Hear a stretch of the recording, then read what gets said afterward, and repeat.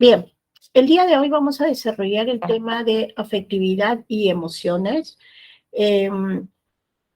Vamos a mostrar la secuencia de lo que se ha preparado para hoy, pero previamente vamos a introducirnos al tema, ¿no? Hoy en día, con la última estimación efectuada por la Organización Mundial de la Salud en el 2021, estimó que a nivel mundial el 5% de la población total de adultos padecía depresión. La depresión, pues, es un trastorno del estado de ánimo, ¿no? Y este tipo de trastorno del estado de ánimo muestra ciertas características, tales como las que podemos apreciar en la ilustración, ¿no? Vemos que afecta en cuanto a un estado de ánimo bajo en energía, ¿no? De alguna manera desmotivación, apatía, desánimo, ¿no? A las personas, o en este caso a los pacientes, les cuesta mucho hasta levantarse de la cama, en el caso pues grave de este trastorno, ¿no? Y de alguna manera pues ve mermada sus funciones cognitivas, sus funciones de un desempeño cotidiano que podría llevarse a cabo pues en una persona totalmente sana, ¿no? Entonces vemos que lamentablemente en los distintos grados y magnitudes, hoy por hoy hay personas adultas que en un 5% del total de la población mundial se ve afectada con este tipo de trastorno. Lo cual pues nos va a introducir a la temática el día de hoy. Hoy estaremos desarrollando el tema de afectividad y emociones. Primero definiremos lo que viene a ser la afectividad, ¿no? Luego llevaremos a cabo el desarrollo de las funciones y componentes de las emociones, ¿no? Abordaremos lo que es la neurobiología de las emociones, o lo que es de alguna manera la base, ¿no?, de las emociones en el sistema nervioso central, ¿no?, en el sistema nervioso. Luego definiremos lo que es cognición y lo que es emoción y cuál es la interacción entre ambos elementos. Desarrollaremos lo que es la expresión o exteriorización de las emociones a partir de los gestos faciales y del lenguaje no verbal, es decir, a través de los comportamientos, conductas y expresiones. Luego abordaremos lo que son las clases de emociones, cómo es que están clasificadas estas emociones. Y finalmente desarrollaremos lo que es la afectividad y el bienestar personal. Es importante primero definir qué es la afectividad, ¿ok? La afectividad, pues, es un conjunto de reacciones que tiene valencia. Valencia es valor, ¿no? Es decir, que puede ser clasificada o calificada como agradable o desagradable. Y también presenta intensidad. Esta puede ser baja o alta. Entonces, la afectividad, pues, es un conjunto de reacciones, ¿no?, conductuales en el ser humano que viene a estar determinada por los estados afectivos. Estos estados afectivos son la emoción, el sentimiento, el estado de ánimo y la pasión. Están en orden de izquierda a derecha, en desarrollo de intensidad, ¿ok?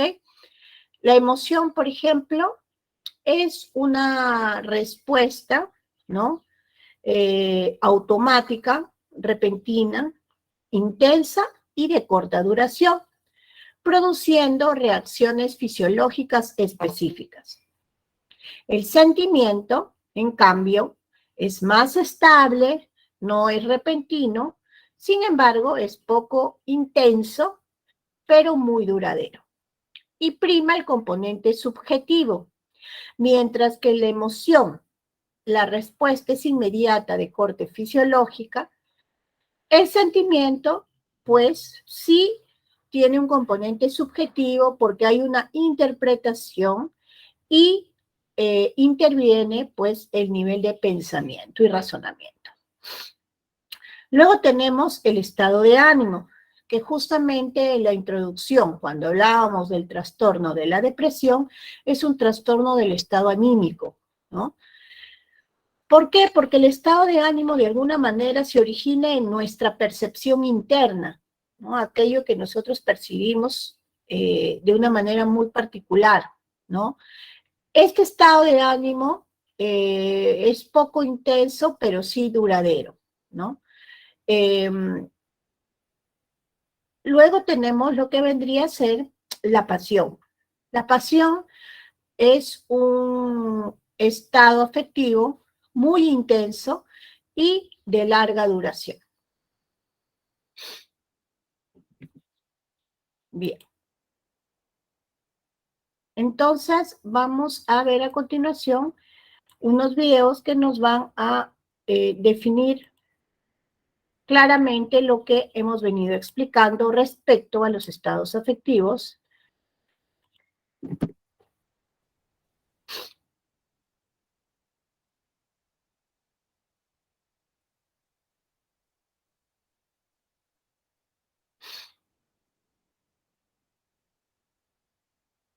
Hola, soy Alison.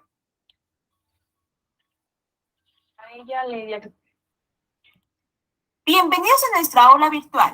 Hoy veremos el tema de los estados de ánimo y su clasificación, así como sus características. Diariamente y a todas horas presentamos diferentes emociones que nos hacen únicos.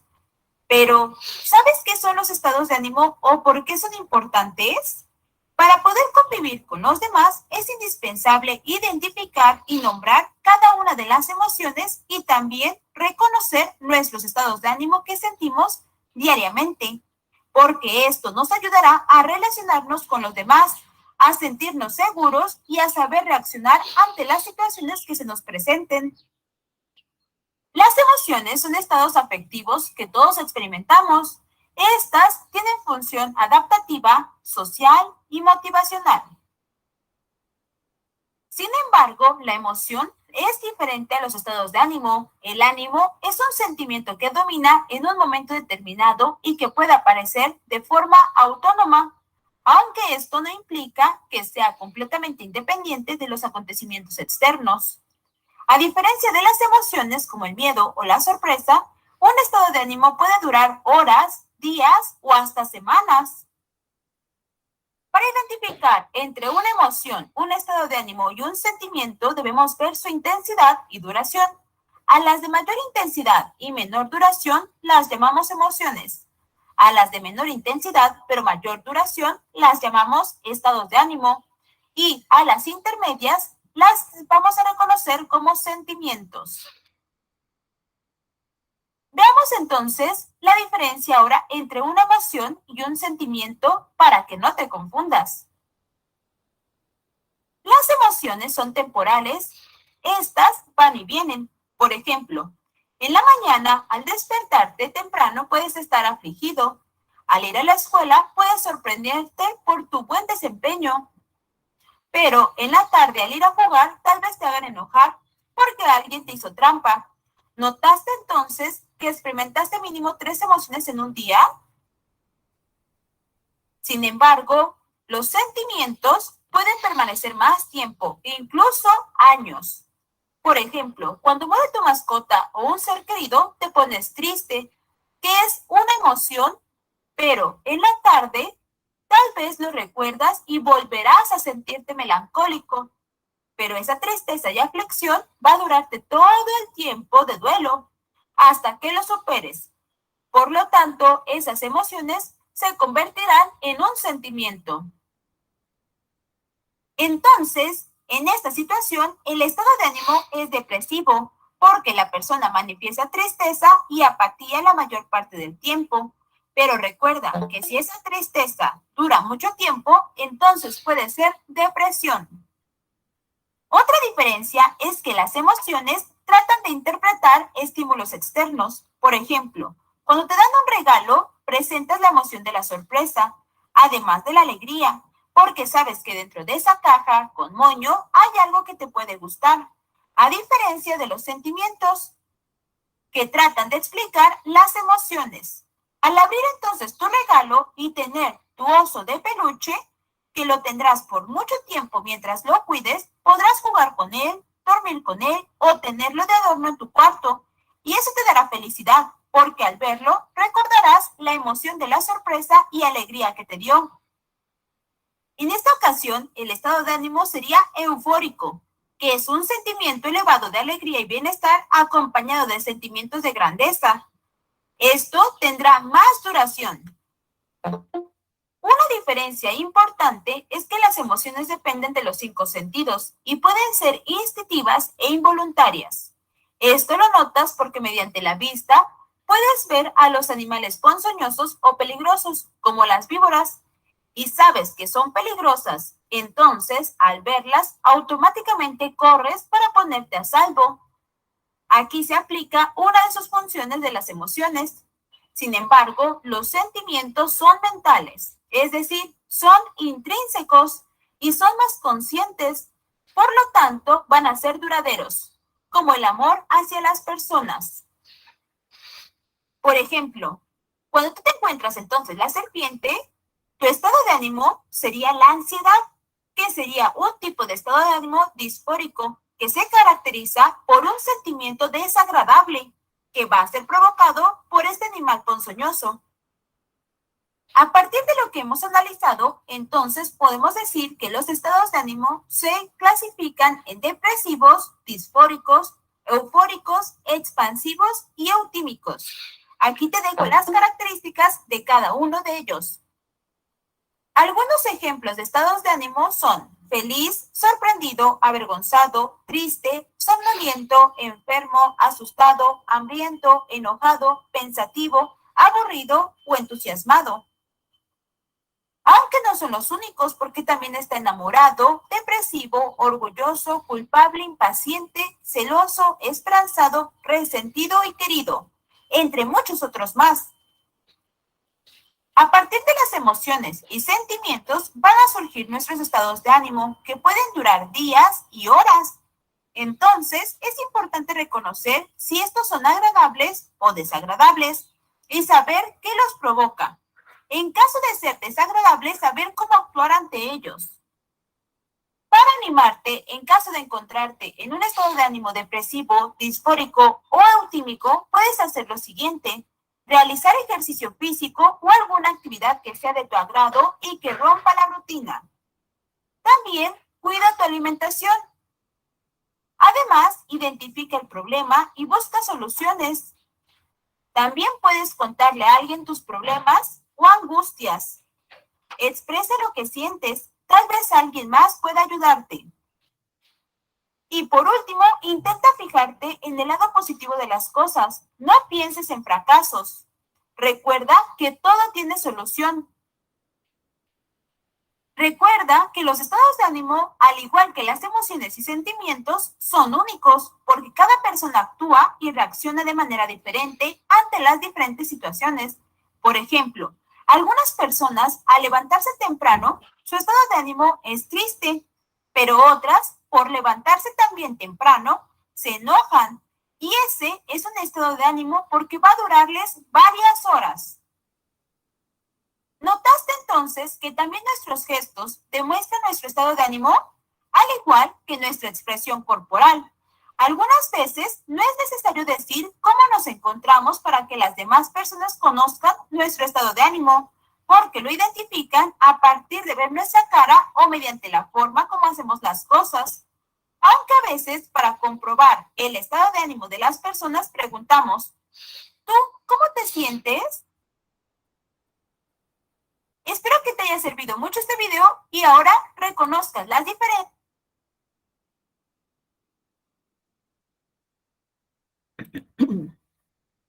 Bien, entonces hemos podido ver la diferenciación entre emoción, sentimiento y estado de ánimo, ¿ok? En conclusión, la emoción es repentino, intenso, de corta duración y se produce mediante reacciones fisiológicas, las cuales obviamente no están bajo control, ¿no? Sino que son reacciones o respuestas espontáneas, ¿sí? Ok. Luego tenemos lo que son los sentimientos, que hemos visto que son estables, ¿no? Poco intensos, pero muy duraderos. Y prima el componente subjetivo. Acá entre los sentimientos podemos destacar, por ejemplo, el sentimiento del amor, sentimiento del odio, ¿no? Sentimiento de compasión, etc.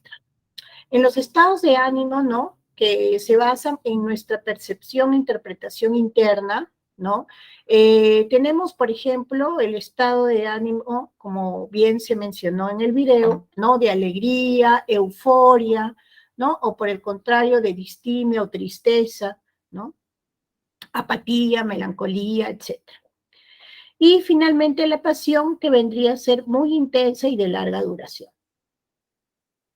¿Por qué son importantes o por qué de alguna manera se presentan las emociones y cuál es el sustento o por qué destaca y es importante en nosotros los seres humanos? Las emociones nos preparan para la acción, nos dan de alguna manera indicios o de alguna manera pues predisponen determinados comportamientos o conductas a futuro. Y además nos ayuda a regular la interacción social. Nos prepara para la acción. Aquí vemos, por ejemplo, una ilustración de huida, ¿no? En este caso, la emoción del miedo, ¿no? Nos prepara para la acción de huir, ¿no? Es una respuesta automática y va a determinar de alguna manera nuestro instinto de protección o salvaguarda. En ese sentido, cuando nos vemos amenazados, pues tendemos a la acción de huir, ¿no? Esa amenaza desencadena la emoción del miedo y ese miedo se expresa en los gestos faciales, ¿no? Tales como, por ejemplo, la dilatación de la pupila, en este caso, pues, abrimos la boca muchas veces, ¿no? Por ese miedo o para darnos mayor oxígeno, respiración se acelera. Tenemos también a nivel corporal o como respuesta fisiológica no controlada, sino inmediata, ¿no? La taquicardia, la sudoración, ¿no? Y esto pues nos, de alguna manera, predispone a la acción de huida. Asimismo, intervienen pues neurotransmisores como por ejemplo la adrenalina. La adrenalina y el cortisol son de alguna manera pues neurotransmisores que nos ayudan o nos preparan para estar, en el caso del cortisol, la vigilia, la atención, estar atentos, ¿no? A la acción, y la adrenalina pues el ponernos a buen recaudo, ¿no? Estamos adrenalínicos preparados para una acción que requiere, pues, parte de nuestro esfuerzo, ¿no? Luego tenemos que las emociones también nos permite dar forma a nuestro comportamiento futuro. ¿En qué sentido? En el sentido siguiente, cuando, por ejemplo, estamos con la emoción de la alegría, ¿no? Esta alegría se contagia, ¿no? Contagiamos a nuestro entorno y nos permite desarrollar comportamientos como, por ejemplo, como estamos alegres, estamos entusiasmados, ¿no? Contentos, tendemos a estar más activos, ¿no? Desarrollamos más proyectos, estamos más productivos, más motivados, involucra pues un conjunto de características que de alguna manera va a darle forma y sentido a nuestro comportamiento a continuación o futuro. Luego, las emociones también nos nos ayuda a regular nuestra interacción social. ¿Y en qué sentido? En el sentido siguiente, nosotros como personas caracterizadas por el proceso de socialización y seres netamente sociales, aprendemos a interactuar en el día a día y nos volvemos observadores activos. En ese sentido, podemos nosotros interpretar los distintos gestos o expresiones faciales de las personas con las que interactuamos en el día a día. Vale decir, por ejemplo, nuestros padres, papá o mamá, nuestros hermanos o nuestra enamorada, ¿no? O enamorado, ¿no? O nuestro esposo, etc. Entonces, aprendemos a leer su expresión facial o corporal y nos damos cuenta que, por ejemplo, si mi papá está molesto, ya identifico esa cara de mi papá. Mejor ni me acerco, ¿no? ¿Por qué? Porque de alguna manera ya aprendieron a leer y pueden regular su interacción social, en este caso con la figura paterna o pues con otro miembro de la familia o de su entorno inmediato, ¿no? O por ejemplo en un centro laboral igualmente, ¿no? Igualmente, pues, por ejemplo, con el jefe, ¿no?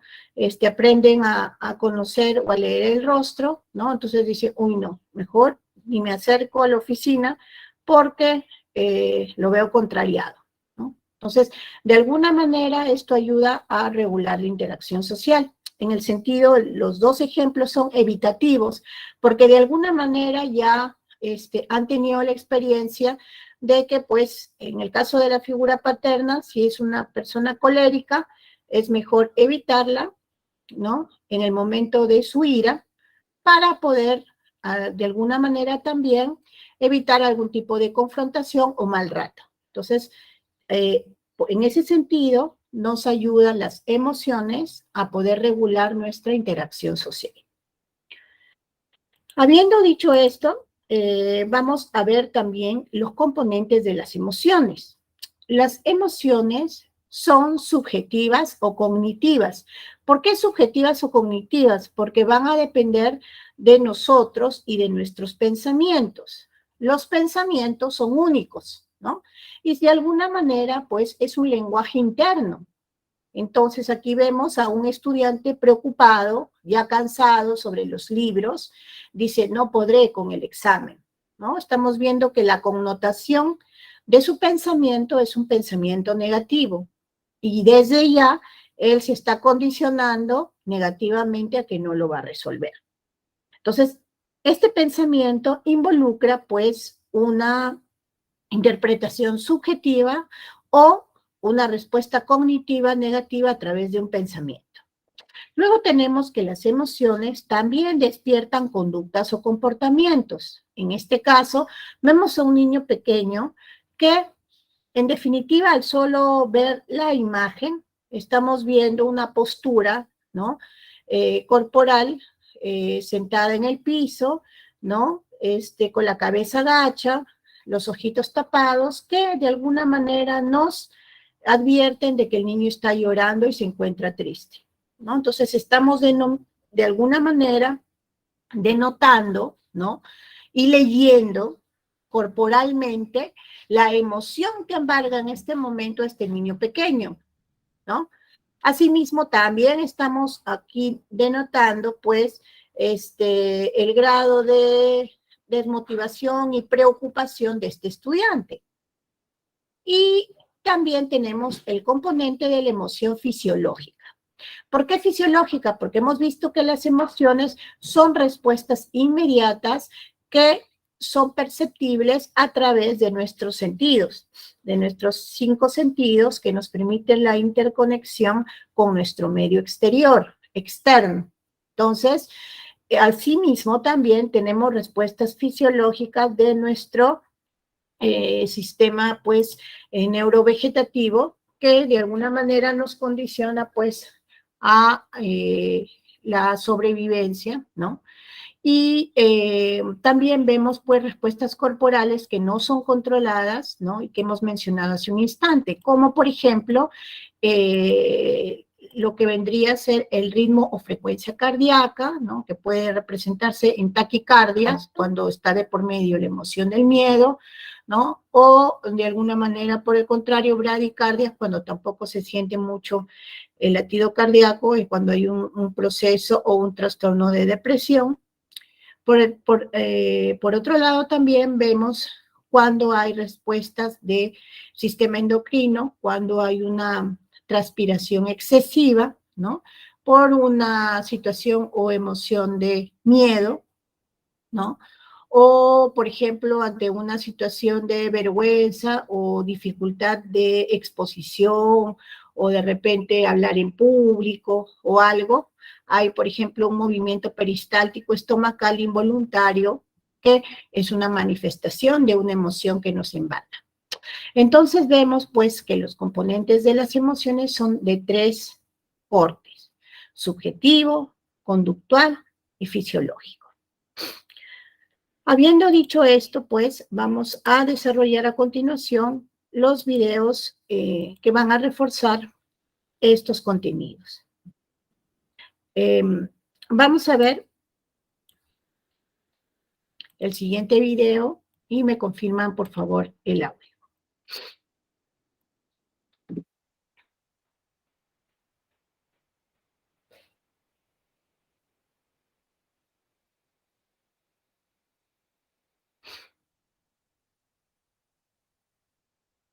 ¿Recuerdan la cantidad de todos los impuestos y aportes que la minería formal ha pagado al Estado peruano en el 2021? Recordemos.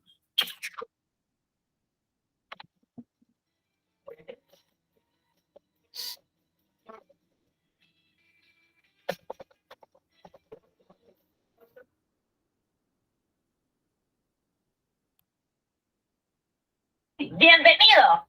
El día de hoy hablaremos de un tema muy interesante que vives todo el tiempo y que está estrechamente ligado con el arte: las emociones y los sentimientos. Seguramente has escuchado bastante sobre ellos, pero ¿sabes cómo funcionan? ¿Puedes identificar sus diferencias? Vamos a aprender. Las emociones son reacciones biológicas temporales que todos experimentamos ante ciertos estímulos. Podemos sentir muchas emociones diferentes a lo largo del día. Algunas duran solo pocos segundos. Otras pueden durar un poco más, provocando un estado de ánimo. Algunas se presentan de forma muy sutil, mientras otras pueden llegar a ser muy intensas. Funcionan de manera espontánea y nos ayudan a reaccionar con rapidez. Es decir, son impulsos para actuar. Por ejemplo, cuando vemos algo que nos causa miedo, este provoca un aumento del latido cardíaco, haciendo que más sangre llegue a los músculos y podamos huir. Si bien las emociones son propias del ser humano, cada persona, de acuerdo a su historia, las experimenta de forma particular. Aunque en general se manifiestan por medio de sensaciones en nuestro cuerpo y son visibles para los demás a partir de nuestro lenguaje corporal.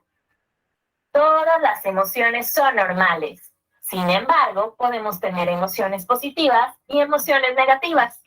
Eso sí, reconocerlas y saber manejarlas es muy importante. En general, se pueden clasificar en primarias y secundarias. Las primeras son innatas al ser humano, o sea que todas las personas nacemos con ellas. Estas tienen como objetivo ayudarnos a sobrevivir. Por ejemplo, lo sentimos cuando estamos ante un peligro. Algunas veces es por algo real, pero otras veces ocurre por algo que nos imaginamos. Este es necesario, ya que nos sirve para apartarnos y actuar con precaución. La sentimos como un sobresalto, por algo que no nos esperábamos. Es una emoción que dura muy poquitito y que nos ayuda a orientarnos y a saber qué hacer ante una situación nueva. Es una reacción frente a algo o a alguien que no nos es grato y que consideramos desagradable. Nos produce una sensación de rechazo o repulsión que nos lleva a alejarnos. Aparece cuando las cosas no salen como queremos, cuando alguien no nos trata bien o nos sentimos amenazados. Esta emoción nos permite luchar y defendernos. Es una sensación de bienestar y de seguridad. ¿Qué ocurre cuando conseguimos algo que deseábamos mucho o cuando las cosas nos salen bien? Nos transmite una sensación agradable que genera serotonina y disminuye nuestro estrés, ansiedad y aumenta nuestras defensas. Las sentimos cuando perdemos algo importante o cuando nos han decepcionado. A veces dan ganas de llorar. La tristeza nos permite unirnos con el otro, pero también tomar un tiempo para nosotros mismos, para reintegrarnos y asumir las pérdidas.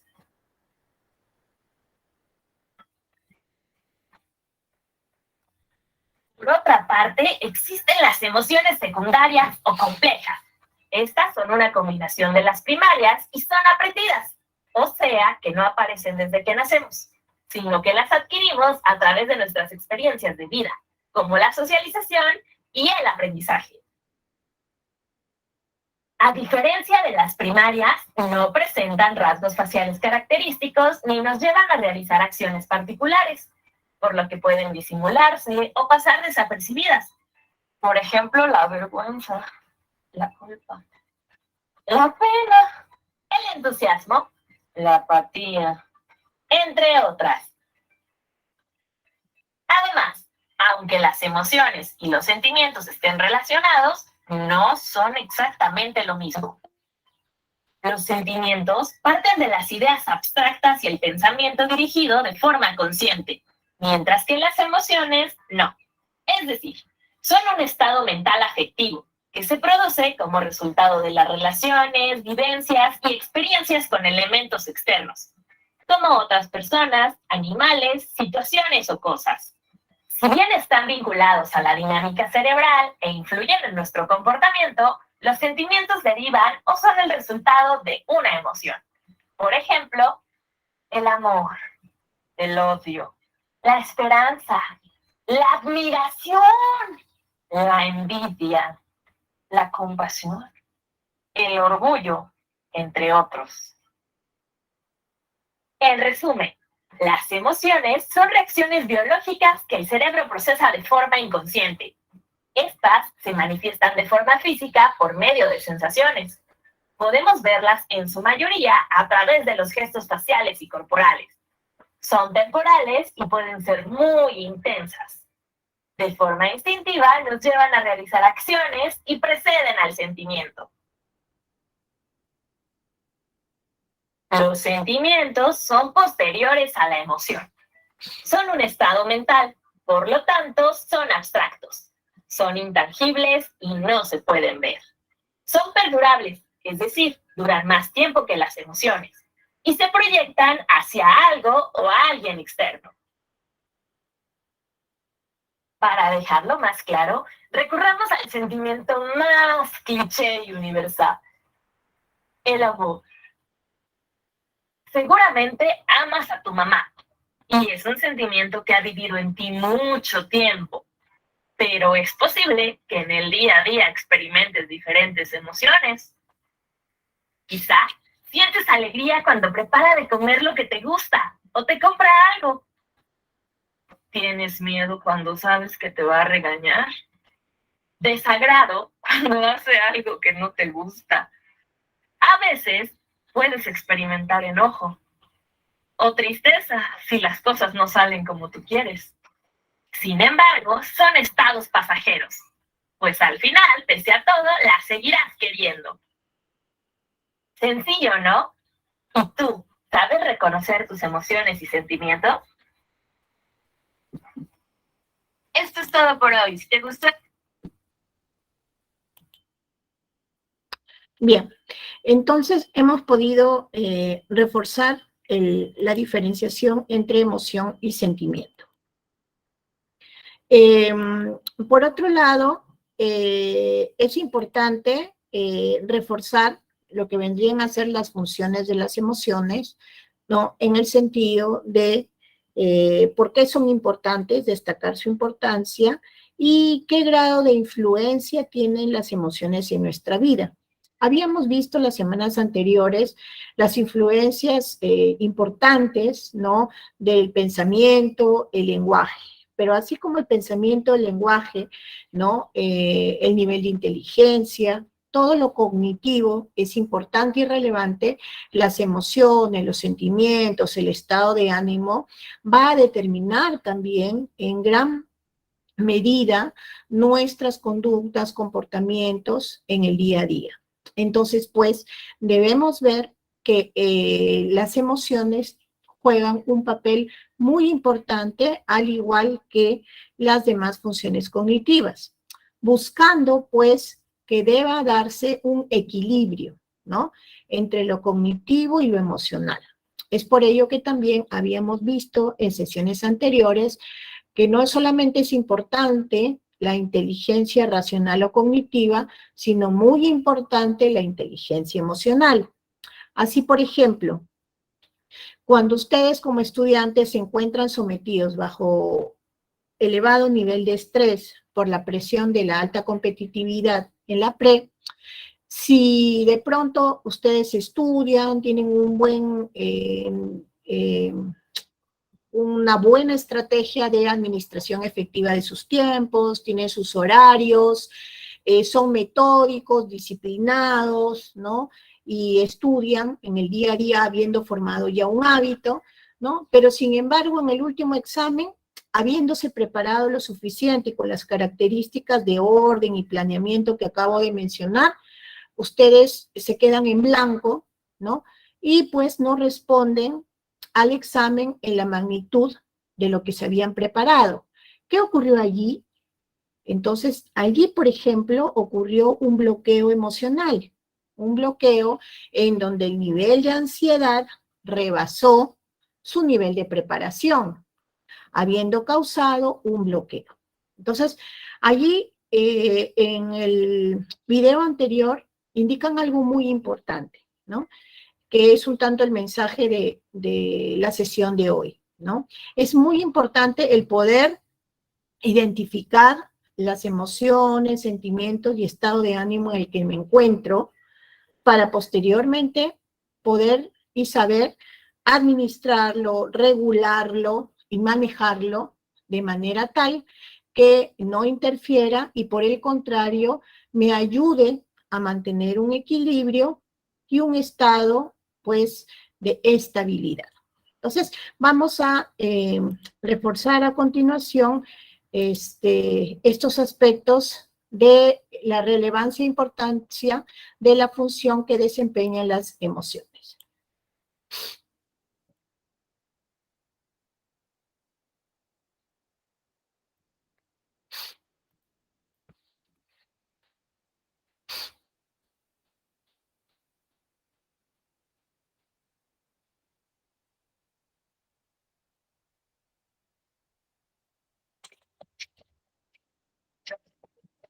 Cuidado con las emociones, piense solo de la inteligencia y la razón.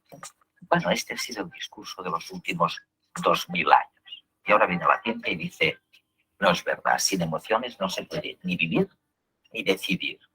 En redes, en unos instantes, verán por qué.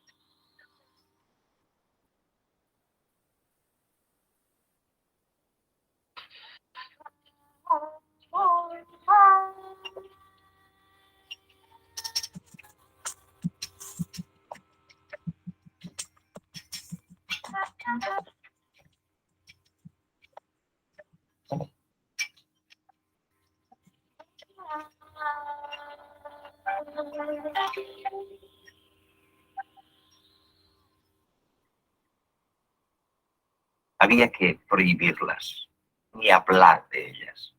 Lo importante era la lógica y la razón. Las imágenes de la felicidad, de las emociones, lo distorsionaban todo. Y ahora resulta que la ciencia nos dice exactamente lo contrario. Sin emociones no se puede sobrevivir. Las emociones están al comienzo y al final de cada proyecto. Es muy malo dejarse controlar por las emociones, pero es peor no tener emociones. ¿Es posible enfrentarse con tranquilidad a una bestia que está a punto de atacarnos? A menos que uno sea domador profesional, sentir miedo es inevitable y necesario. A lo largo de muchos siglos hemos creído que las emociones eran obstáculos. Filósofos clásicos e investigadores académicos popularizaron la idea de que las emociones son inútiles o que entorpecen nuestra vida y nos impiden ser racionales. Hoy sabemos que este punto de vista es erróneo. Somos seres emocionales, incluso mucho antes de que el Homo fuese sapiens. Las emociones existen hace millones de años, simplemente porque han resultado útiles para la supervivencia. Vivir sin ellas es una sentencia de muerte y la ciencia lo comprende cada vez mejor. Experimentamos emociones cuando sentimos que algo importante nos está sucediendo o puede suceder. Gracias a la reacción emocional, nuestro cuerpo y nuestra mente se preparan automática e involuntariamente para responder a esta situación de la mejor manera posible.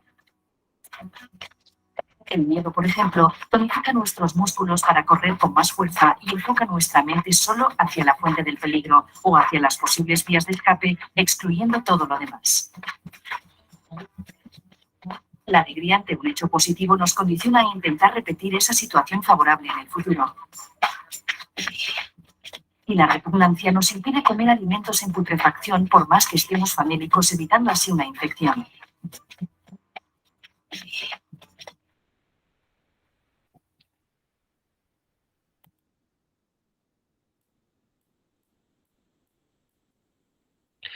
Bien, entonces vemos aquí que el video está enfocado a destacar que las emociones son indispensables y lo han sido para la supervivencia del ser humano, ¿no? En el sentido que equilibran la satisfacción de nuestras propias necesidades, ¿no? Así, por ejemplo, cuando estamos en situaciones de peligro y nos embarga el miedo, este miedo a su vez nos condiciona para la huida y ponernos a buen recaudo, ¿no? O cuando, por ejemplo, la emoción del asco de alguna manera determina que a través del sentido del gusto o del olfato algo no anda bien y nos permite también poner la atención sobre esas emociones que son despertadas a través de nuestros sentidos, ¿no? Entonces, pues, por ejemplo, ¿no? Situaciones que vemos en noticias, ¿no? Lamentables también, es cuando, por ejemplo, cómo se descubren muchas veces crímenes ocultos, ¿no?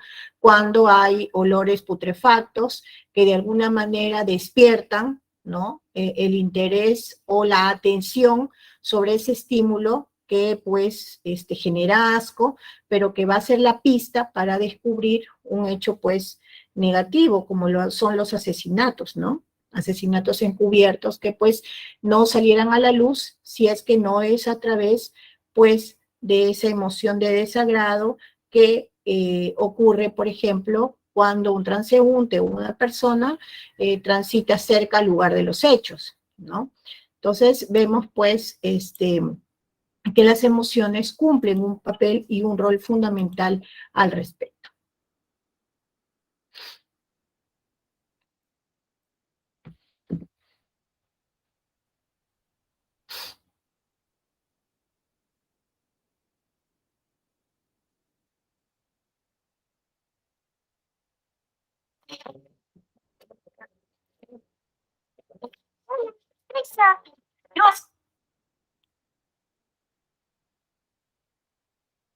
Hola, bienvenido. Este día hablaremos de las emociones. A lo largo del día experimentamos un gran número de emociones diferentes, pero somos incapaces a veces de identificar aquello que estamos sintiendo. El psicólogo Plutchik defendió que las emociones cambian a lo largo de la evolución del ser humano para adaptarse a su contexto, y elaboró un recurso en forma de dibujo que facilita el reconocimiento y comprensión de la complejidad de las emociones, la rueda de las emociones. Un recurso gráfico en forma de flor con 8 pétalos de diferentes colores, que muestra e identifica las diferentes emociones y la relación que se establecen entre ellas. ¿Para qué sirve la rueda de emociones? Nos estimula la comprensión de las relaciones e interrelaciones entre diferentes estados emocionales. Nos ayuda a la identificación de emociones de forma clara y precisa. Alegría. Emoción expansiva que resulta en aumento de energía. Se activa con acontecimientos positivos. Su función es la de reproducción de aquellas acciones que la generan y la apertura hacia personas. La confianza. Emoción relacionada con la seguridad y la esperanza en los aspectos positivos. Permite generar lazos sociales y de apoyo. Miedo. El miedo en psicología es una emoción de supervivencia que previene del peligro. Esta permite actuar con cautela y se activa ante la percepción de un estímulo amenazante. Sorpresa. Emoción que se activa ante aquello inesperado o imprevisto. La función de esta emoción es la orientación, ya que facilita los procesos ligados a la atención y a la exploración. Tristeza. Emoción que permite la reorganización de la persona y el afrontamiento de las pérdidas, ya que se activa ante ellas. Su función es la de reintegración. Asco. Emoción de supervivencia que previene del peligro. Se activa ante la percepción de objetos, sustancias o incluso entidades que nos resultan amenazadoras. Su función es la de protección. Ira. Emoción que se conecta con la fuerza. Se activa ante la frustración, el engaño o cuando la energía de nuestro deseo y meta se ve bloqueada por un obstáculo. Su función es la movilización de energía a provocar un cambio. Anticipación. Es la emoción ligada a la búsqueda de recursos o alternativas de forma previa mediante la generación de expectativas. Esta permite la preparación y su función es la exploración.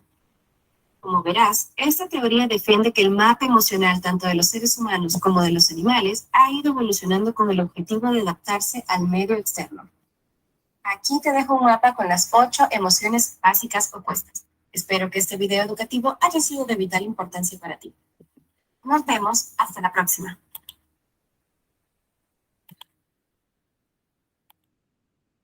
Bien, entonces pues hemos visto, ¿no?, que cada una de las emociones tiene una función en particular, ¿no? Hemos destacado cuáles son esas funciones y el impacto que tiene sobre nuestros comportamientos.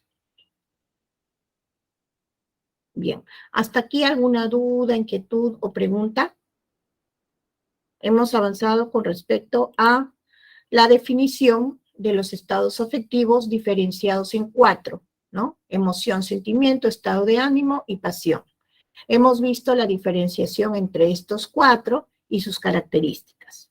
De otro lado, hemos visto que las emociones cumplen determinadas funciones importantes sobre el comportamiento humano. Y finalmente hemos visto que los componentes en nuestras emociones son de 3 tipos, del tipo subjetivo cognitivo, del tipo conductual o comportamental y del tipo fisiológico o físico, ¿no? Que es un tanto la reacción espontánea de nuestro sistema nervioso autónomo, ¿no? Es decir, son involuntarias y no están controladas, simplemente estas se dan como reacciones corporales.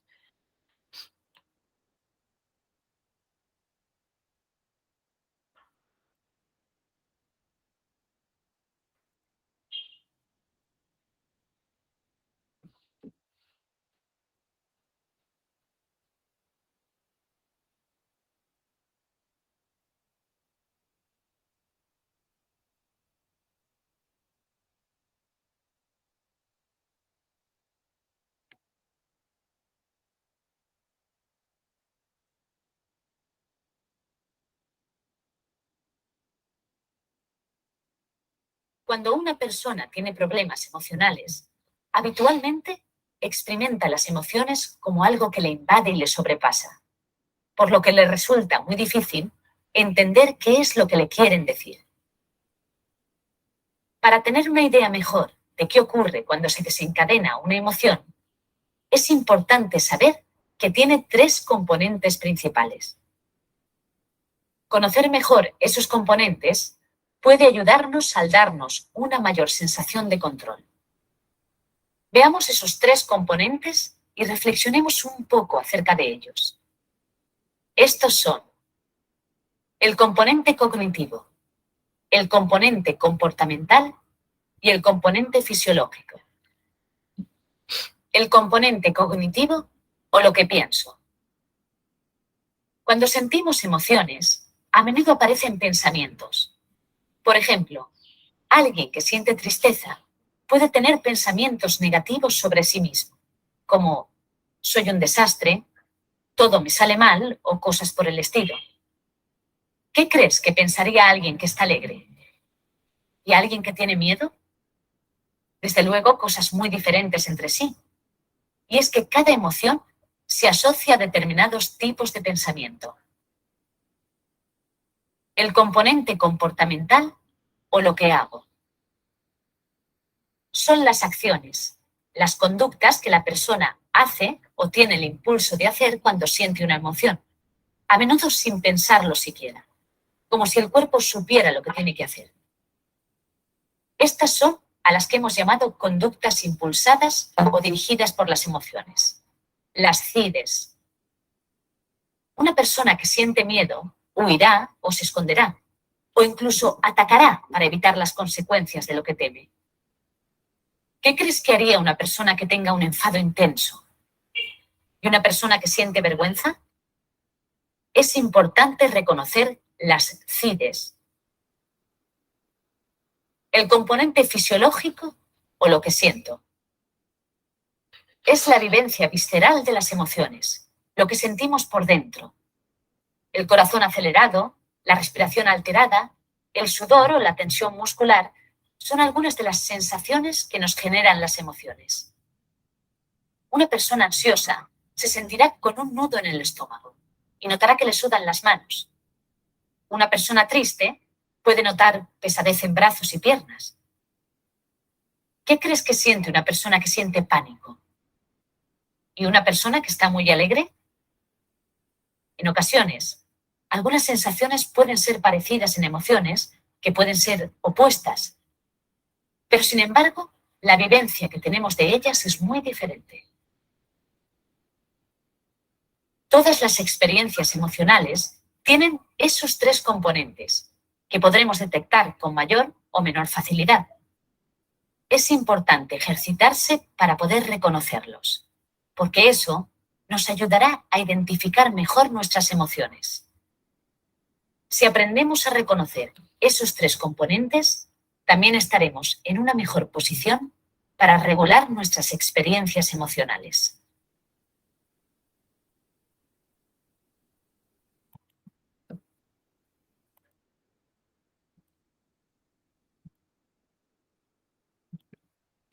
Muy bien, entonces vemos el mensaje destacado de la importancia de estos tres componentes de las emociones, ¿no? Como había mencionado, el pensamiento, el grado o la orientación del pensamiento. Si es un pensamiento negativo, este pensamiento negativo va a obstruir, obstaculizar, interferir en que las conductas o comportamientos lleguen a buen término o cumplan con los objetivos previstos. Aquí, por ejemplo, vuelvo a reiterar el ejemplo del examen, ¿no? Cuando un alumno de alguna manera pues se invade en pensamientos negativos, como no podré con el examen, ya se está de alguna manera anticipando al fracaso, ¿no? Entonces aquí entra a tallar un componente que es subjetivo o cognitivo que debiera controlar de mejor manera. Mientras que una persona con pensamiento positivo, ¿no? Con de alguna manera optimismo frente al logro, sí podré con el examen, he estudiado lo suficiente, sé que lo voy a lograr, me está condicionando a un comportamiento de mayor éxito, a un comportamiento que va a fluir y que de alguna manera me va a direccionar pues a los objetivos que yo he trazado, ¿no? Entonces, es muy importante saber identificar a tiempo los componentes de las emociones para no solamente lograr de alguna manera identificarlos, valga la redundancia, sino que también cómo actuar, cómo manejarlos, cómo administrarlos de mejor forma, de manera tal que genere en mí una sensación de bienestar o equilibrio. Y finalmente, para ya pasar al tema de la base biológica o neurológica de las emociones, estaremos reforzando con este último video.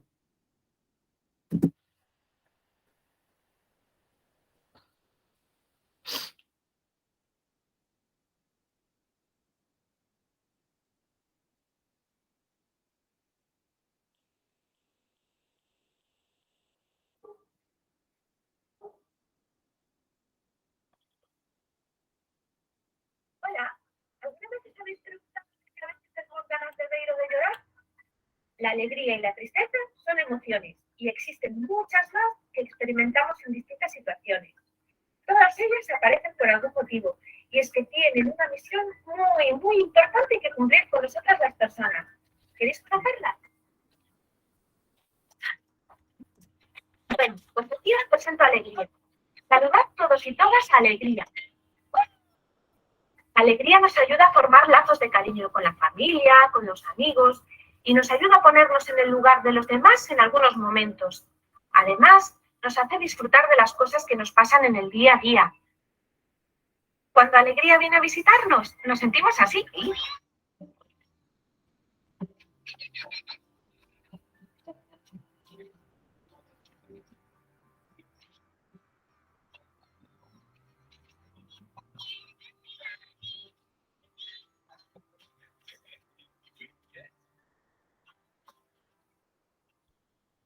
Esta es tristeza. Decidid todos y todas solas tristeza. Tristeza está cuando perdemos algo que queremos, cuando no conseguimos lo que deseamos. La gran misión de tristeza es conseguir que otras personas puedan ponerse en nuestro lugar y nos animen a sentirnos un poquito mejor. De esta manera, los lazos de cariño se vuelven más fuertes. Cuando tristeza está cerca de nosotros, lo que experimentamos es algo parecido a esto.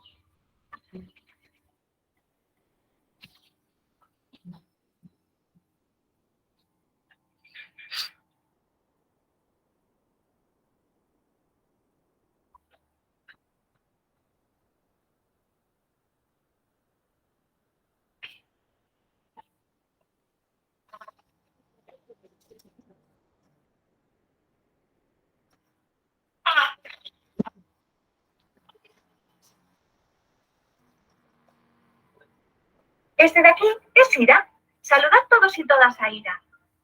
A veces Ira puede ser un poco exagerado, pero su energía nos da fuerza para defendernos de los ataques, cuando algo o alguien no nos deja conseguir lo que queremos, o cuando vemos situaciones injustas.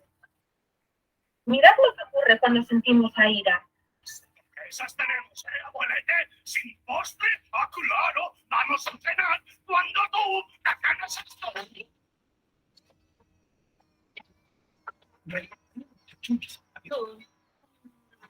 Un avión, ahí viene un avión, miren. Esta de aquí es Aspok. Saludad todos y todas a Aspok. Aspok tiene algo haciendo que queramos escapar de situaciones que nos resultan desagradables o que son malas para nuestra salud. Ella es la encargada de evitar que comamos alimentos que están en mal estado. ¿A quién no le ha pasado esto cuando sentimos a Aspok? Eso es ahora. Esto es nuevo. Será así. ¿Y eso qué es? Claro, estoy detectando un olor peligroso actual. Eso no es brillante ni tiene forma de dinosaurio. Quietos. ¡Es brócoli! Bueno, os he salvado la vida. Ya, espera.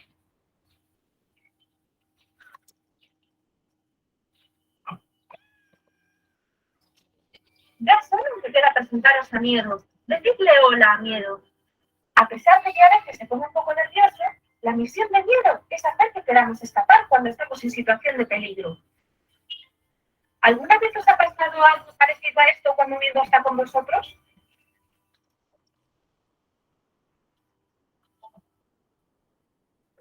¿Tenemos que vivir aquí? Es obligatorio. ¿En serio? Este antro huele a bicho muerto. ¡Podríamos morir! Chicos, no exageréis. Nadie va a morir. ¡La casa de los muertos! ¡Vamos a pillar la rabia!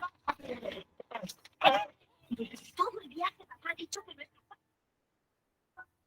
Bueno, pues estas han sido algunas de las emociones básicas que tenemos las personas. A medida que vayamos. Bien, entonces, hasta aquí alguna duda, pregunta, inquietud, algo que de repente haya quedado pendiente o alguna participación de ustedes, sea en chat o levantando la mano, activando su micrófono.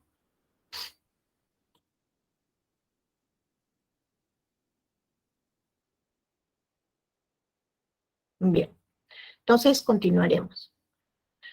A continuación vamos a desarrollar lo que viene a ser la neurobiología de las emociones. ¿no? Cuando hablamos de neurobiología de las emociones, nos referimos a la ubicación, ¿no?, que tiene y la ubicación que tiene o da lugar a las emociones, dónde es que éstas se procesan, y por otro lado también es asimismo el funcionamiento y qué partes del sistema nervioso se encuentran involucradas.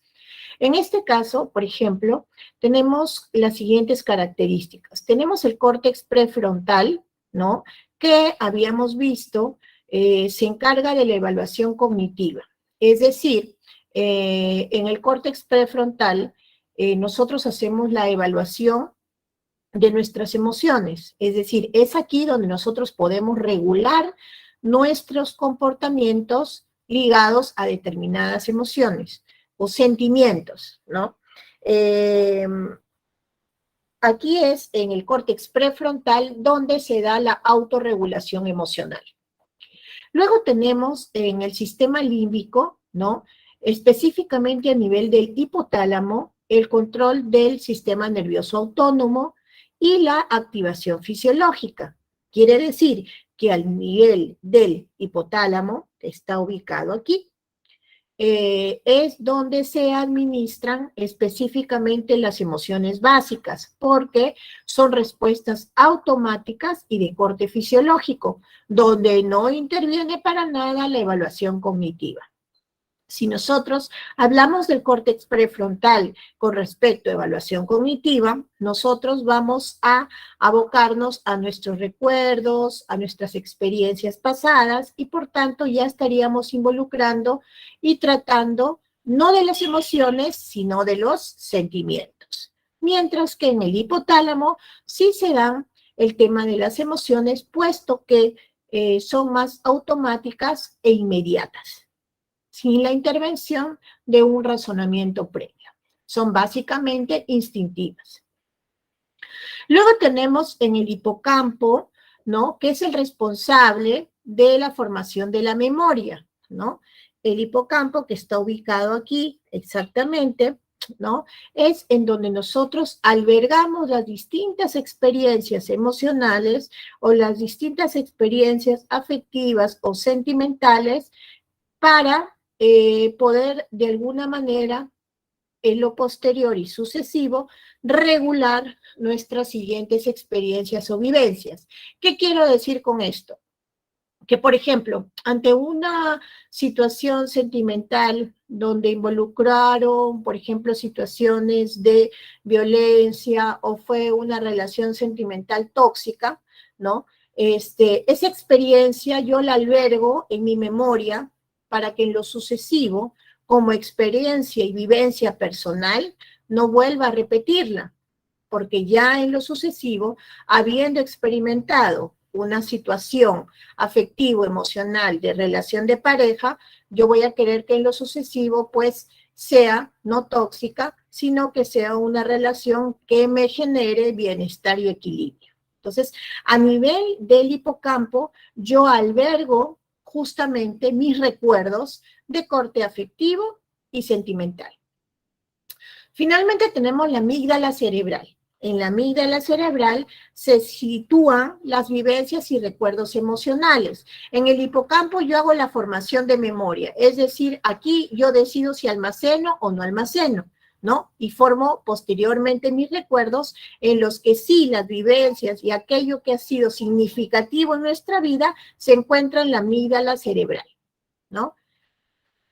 Para entender mejor la intervención de estas partes del sistema nervioso, como el córtex prefrontal y el sistema límbico, vamos a ver a continuación un video acerca de la neurociencia y las emociones.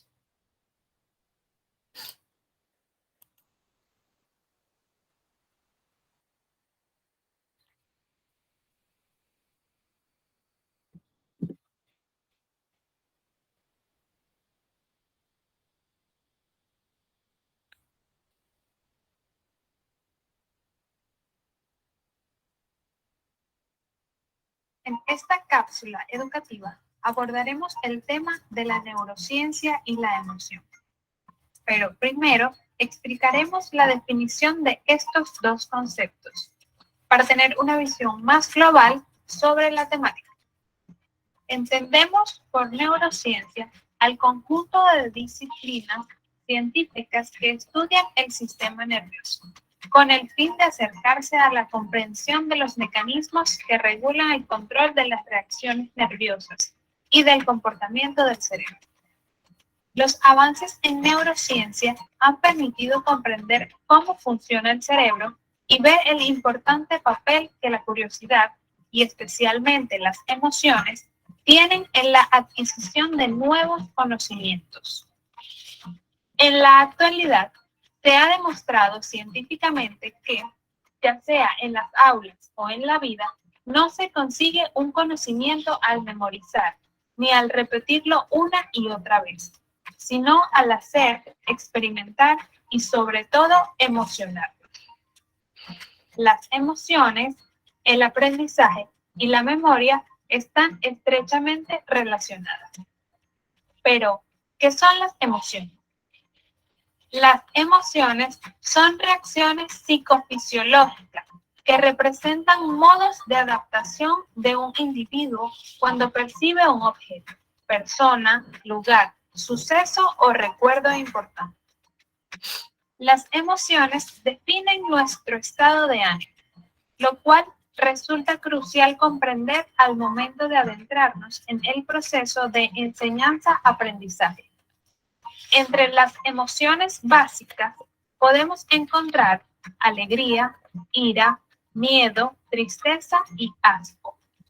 Para que podamos procesar los estímulos del entorno que nos rodea, nuestro cerebro pasa por un proceso en el que se activan tres partes fundamentales de sí mismo: el cerebro emocional o sistema límbico, el cerebro racional o neocórtex y el cerebro animal o tronco cerebral. Al percibir los estímulos o información sensorial que llegan de nuestro entorno, nuestro sistema límbico interpreta esta información generando un determinado estado emocional. Dependiendo de dicho estado emocional, la información percibida viajará al neocórtex o al tronco cerebral. Cuando el sistema límbico genera emociones fuertes, como la ira, el miedo, la frustración e incluso el aburrimiento, este se sobreestimula, especialmente en la amígdala, causando que la información sensorial que ingresó al sistema sea enviada al tronco cerebral, que es quien nos pone en acción para resguardarnos si estamos en una situación de peligro. Pero cuando esto ocurre, se imposibilita el paso de información al neocórtex, nuestro cerebro racional, que es donde ocurre la consolidación de la información y el aprendizaje. Esto nos demuestra que el sistema límbico es el interruptor de encendido y apagado del aprendizaje, y este se imposibilita al existir una carencia de condiciones emocionales óptimas. Por lo tanto, se deben proporcionar estas condiciones emocionales óptimas para estimular el aprendizaje desde temprana edad. Pero, además de ello, se deben proporcionar las herramientas o mecanismos necesarios que permitan que el sistema límbico vuelva a un estado de calma, una vez que ha sido sobreestimulado. Ahí reside la importancia de la neurociencia emocional. Es comprender cómo nuestras emociones afectan nuestro proceso de aprendizaje y además cómo podemos controlar estas emociones para asegurar que nuestro procesamiento de la información sea más efectivo y eficiente.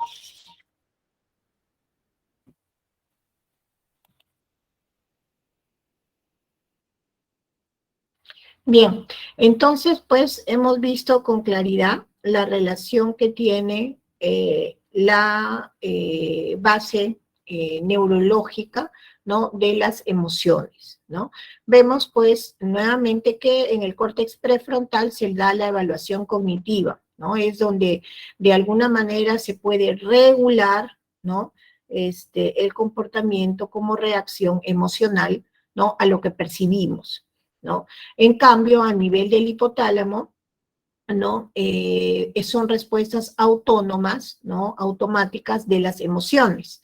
En el córtex prefrontal vemos el procesamiento de los sentimientos, porque recordemos que en los sentimientos sí actúa la subjetividad, ¿no? Actúa también el nivel del pensamiento, los recuerdos, etc. Mientras que las emociones son automáticas, instantáneas, instintivas, ¿no? Y son respuestas básicamente fisiológicas. Es por eso que las emociones son muy intensas y de corta duración, ¿no? Porque no interviene para nada el procesamiento de información a nivel del córtex prefrontal.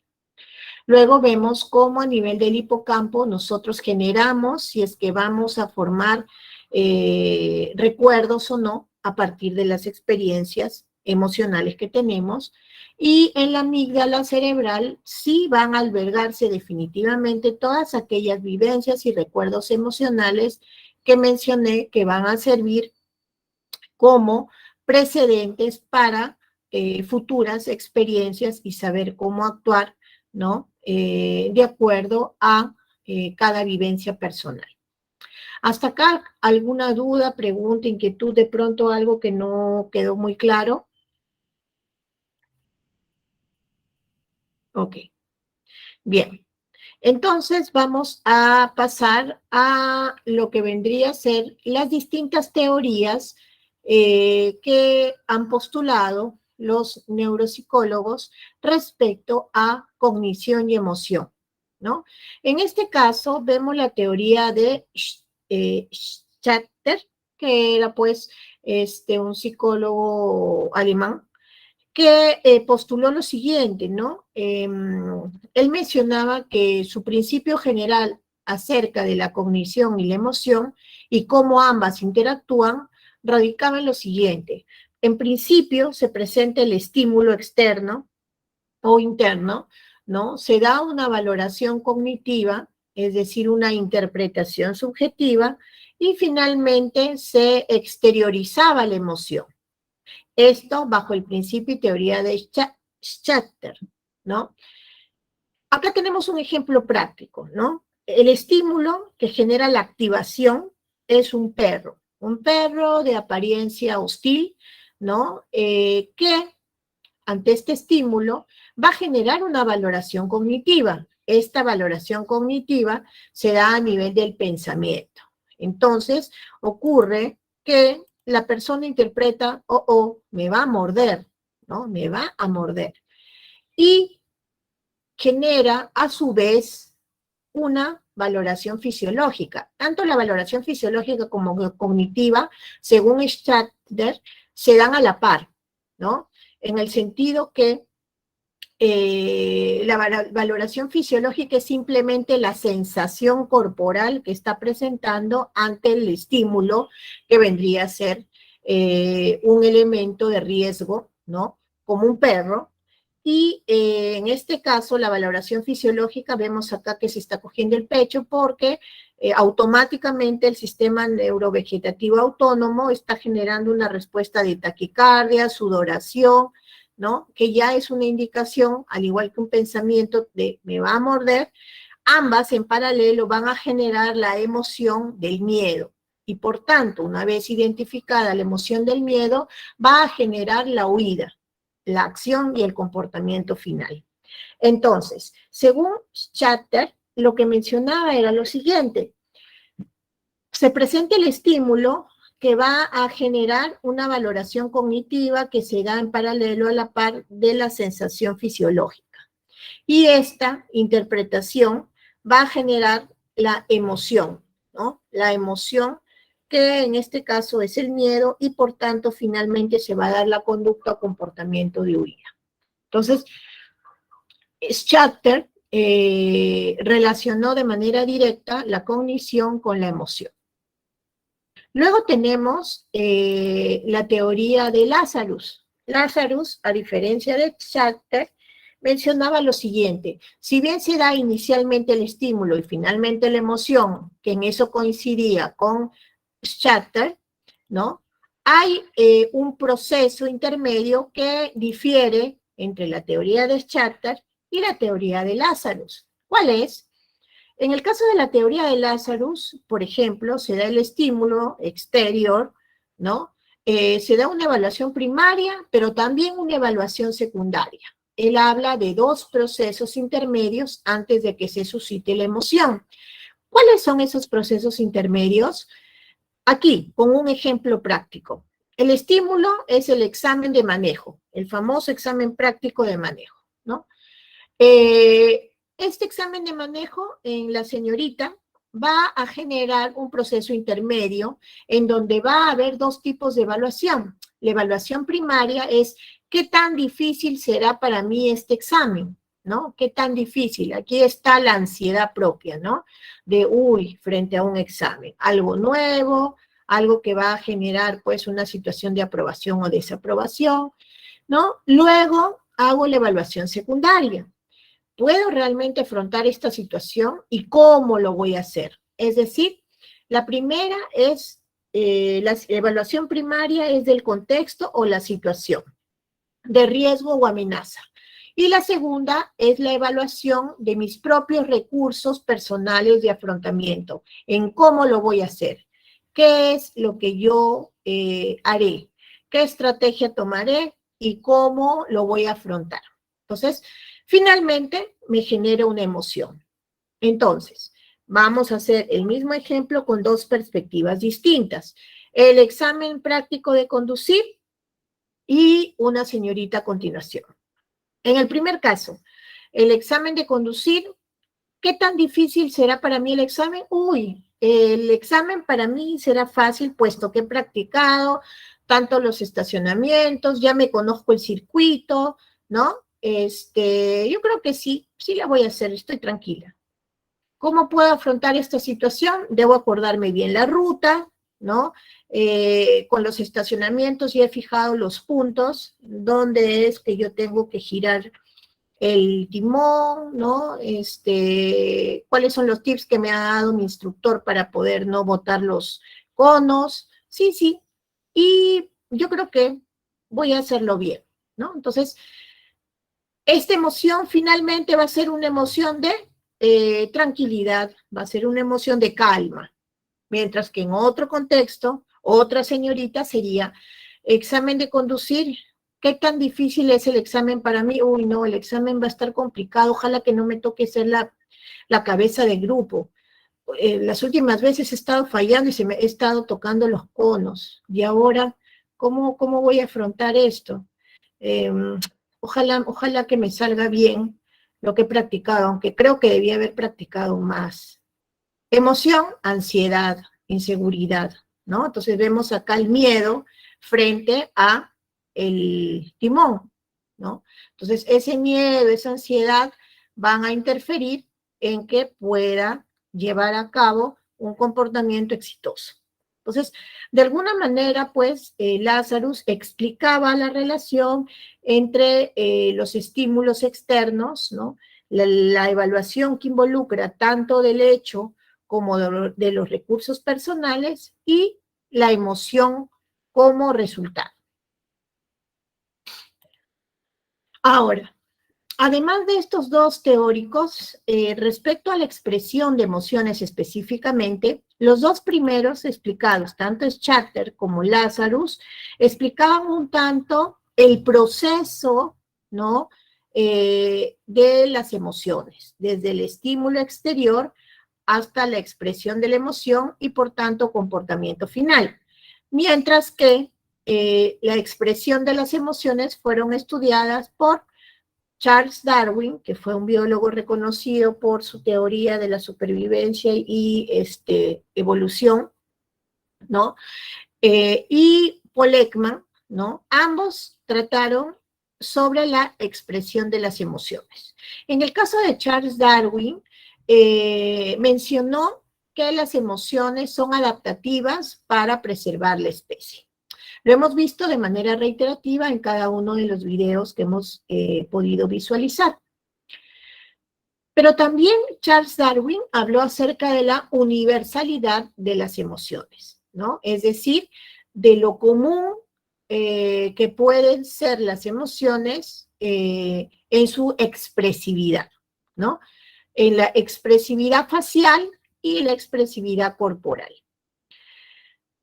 También Paul Ekman desarrolló una investigación, pero más de origen transcultural. Mientras que el primero fue más de origen biológico adaptativo, el segundo fue más de origen psicosociológico, porque hizo una investigación transcultural de las emociones, notando que la expresión facial es la misma en cualquier lugar del mundo, ante el miedo, ante las emociones básicas, miedo, sorpresa, asco, ira, alegría, ¿no? Entonces, esa fue la conclusión que Paul Ekman pudo encontrar en su investigación.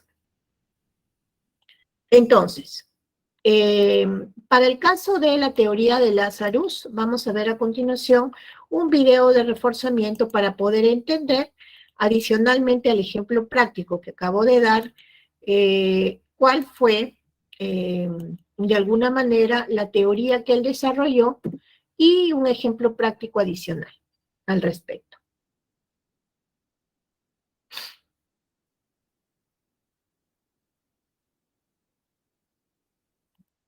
¿Sientes que te pones excusas para hablar inglés y pierdes muchas oportunidades?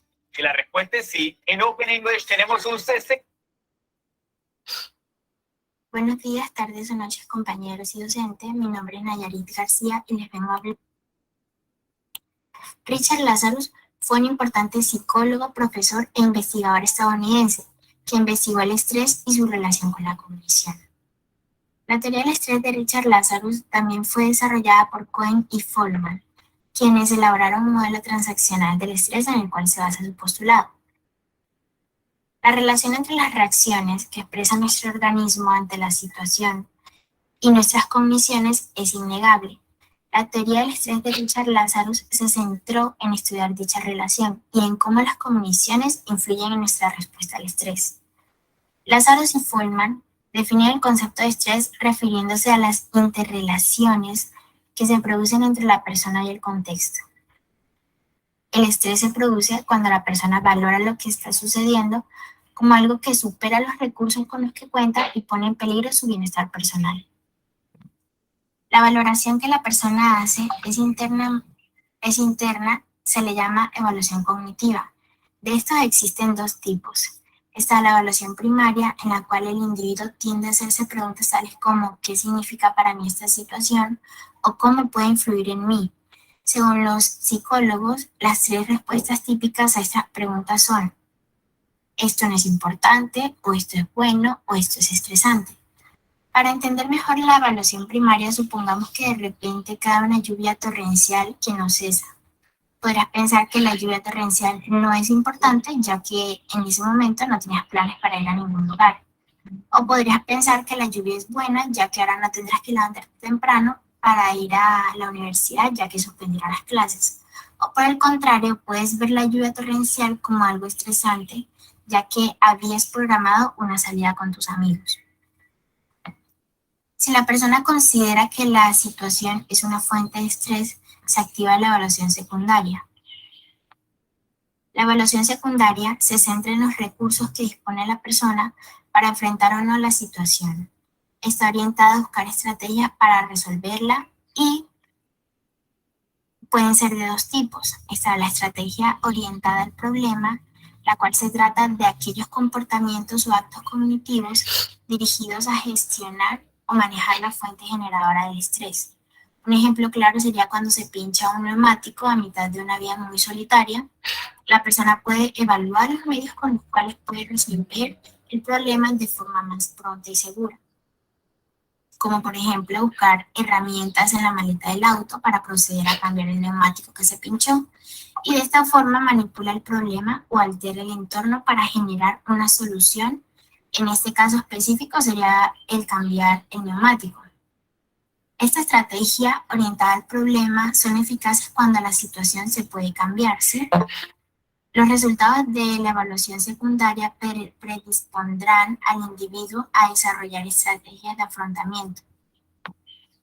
Las estrategias dirigidas a la regulación emocional de la persona, es decir, a cambiar cómo la situación es percibida y vivida, se enfoca a regular de manera más efectiva y funcional las reacciones emocionales negativas surgidas a raíz de una situación estresante, es decir, que trata de cambiar el modo en que se interpreta lo que ocurre, ¿sí? Un ejemplo de esto sería cuando tenemos que exponer, ¿sí? Pero sentimos miedo a hablar en público. Como respuesta, el individuo realiza respiraciones pausadas antes de la exposición o escucha música relajante que genere una especie de calma en él y así enfrentar la situación, ¿sí? Las estrategias orientadas a la emoción, a diferencia de las anteriores que son orientadas al problema, son eficaces cuando la situación no se puede cambiar, es decir, cuando sí o sí debes enfrentarte al factor estresor. La utilización de una estrategia u otra dependerá de la evaluación que haga la persona de la situación y de si se puede cambiar o no. Es decir, si estamos ante una situación controlable o incontrolable.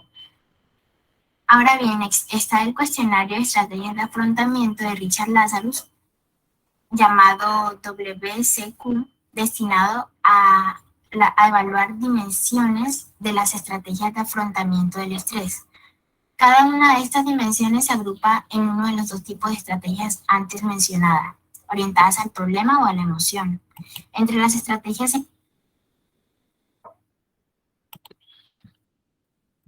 Bien, entonces hemos visto pues la ejemplificación de la teoría de Lazarus, ¿no?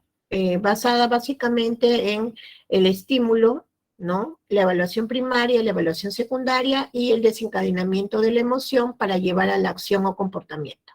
La evaluación primaria es analizar la situación en específico y la evaluación secundaria, qué recursos personales tengo yo para hacer frente a dicha situación. Dependiendo de estas respuestas, voy a generar una determinada emoción y, por tanto, un determinado comportamiento. Bien, ahora a continuación veremos lo postulado por Darwin, ¿no? Como fundamentalmente una teoría de las emociones orientada a la adaptabilidad y supervivencia de la especie como tal.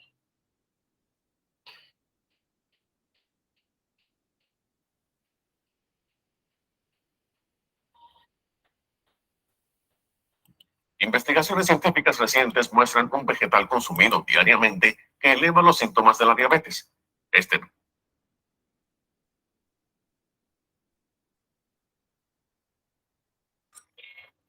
Comenzaremos definiendo qué es una emoción. Las emociones son reacciones automáticas a estímulos relevantes para nosotros. Así, las emociones aparecen ante eventos tanto internos como pueden ser imágenes mentales, pensamientos, sensaciones corporales u otras emociones, como también externos, lugares, personas, situaciones. Cuando respondemos a eventos internos, puede hacerse referencia a eventos pasados, presentes o futuros.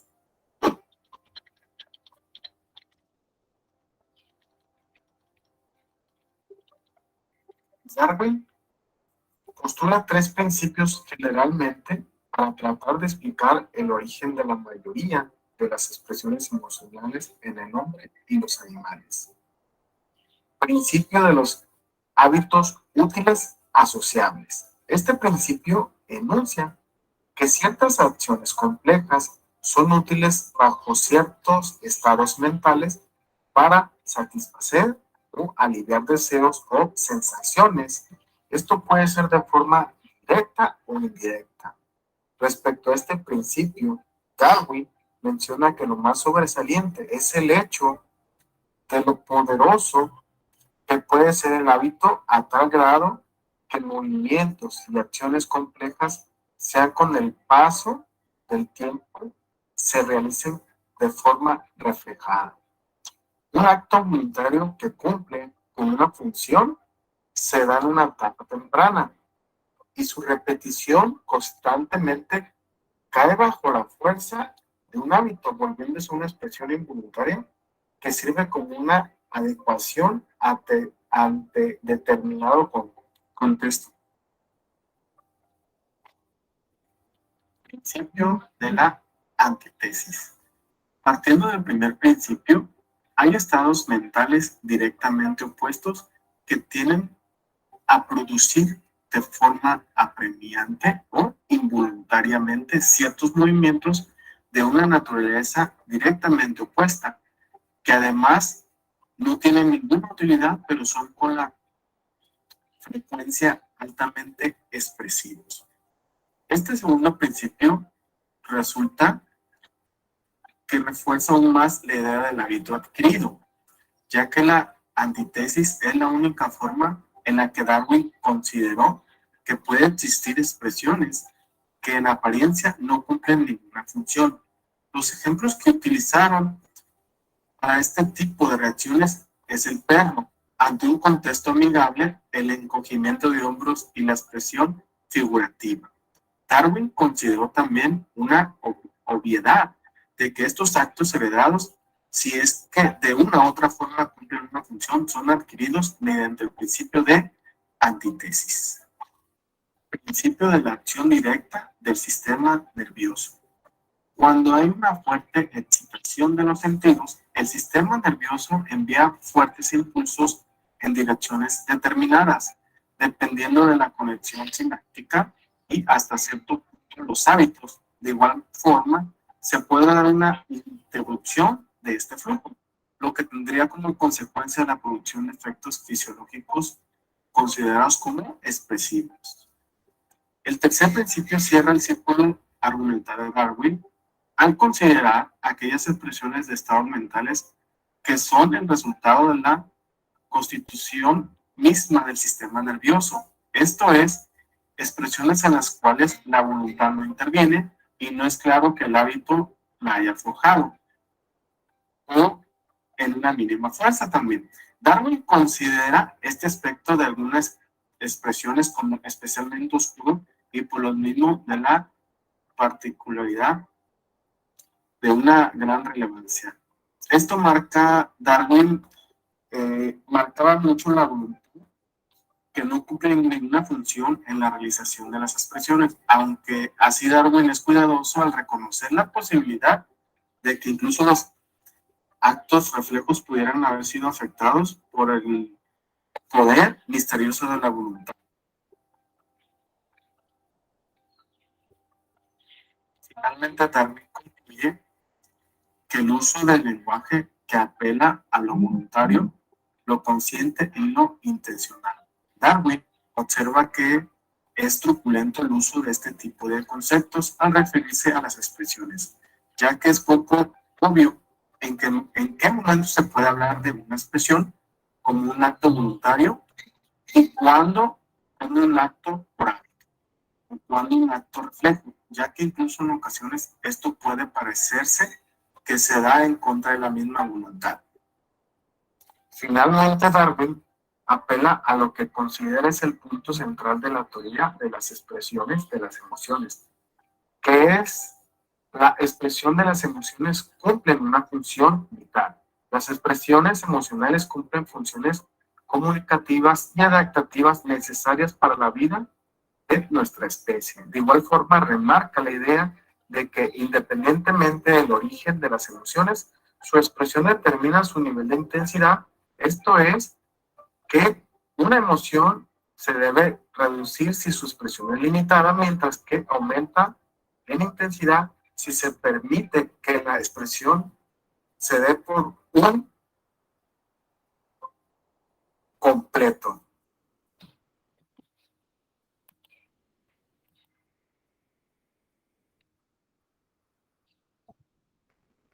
Bien, y finalmente la teoría de Paul Ekman y un tanto la explicación del estudio que él desarrolló para llegar a la conclusión de la transculturalidad y la generalización y expresión universal de las emociones básicas.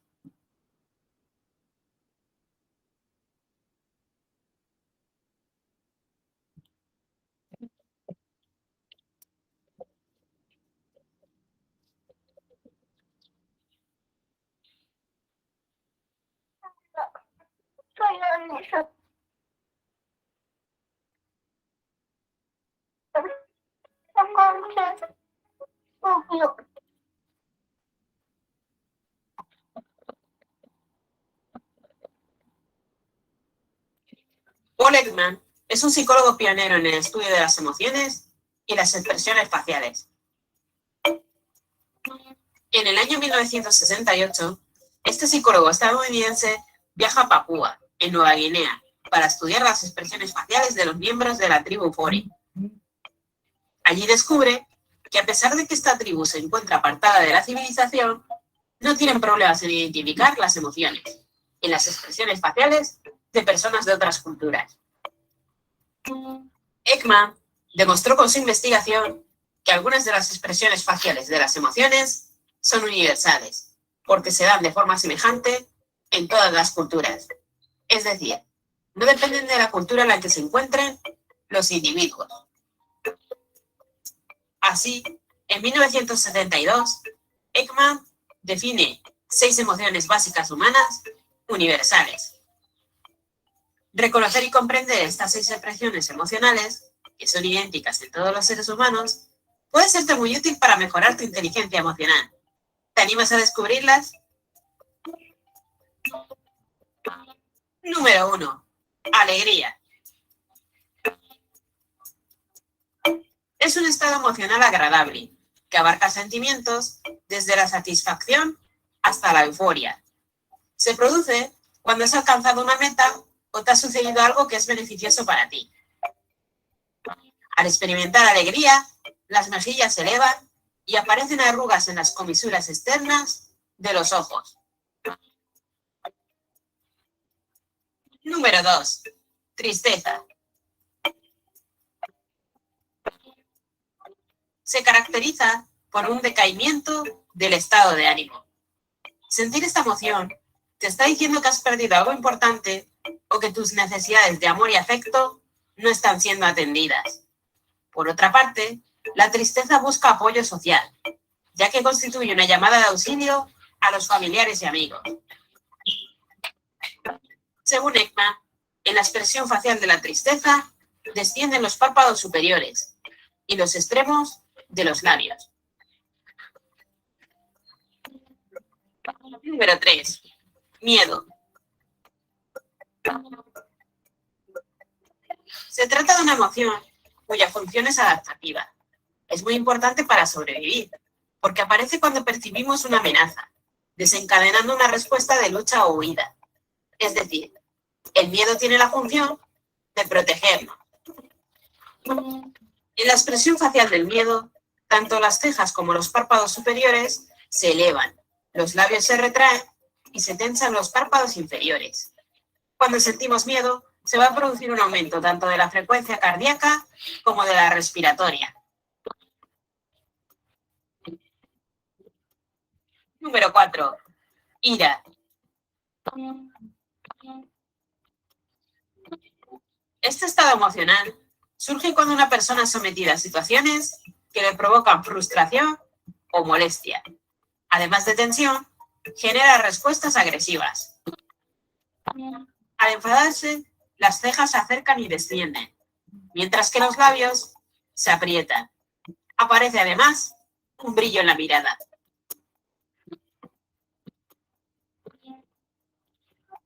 Número 5. Sorpresa. La emoción del sobresalto es la emoción más breve. No se considera ni positiva ni negativa y está causada por algo inesperado o desconocido. La expresión facial de esta emoción básica consiste en la apertura de la boca y de los ojos, mientras al mismo tiempo se elevan las cejas.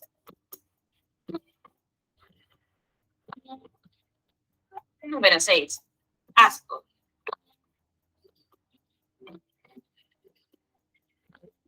Se trata de una emoción fuerte, que se produce como resultado de algo que es desagradable para alguno de los sentidos.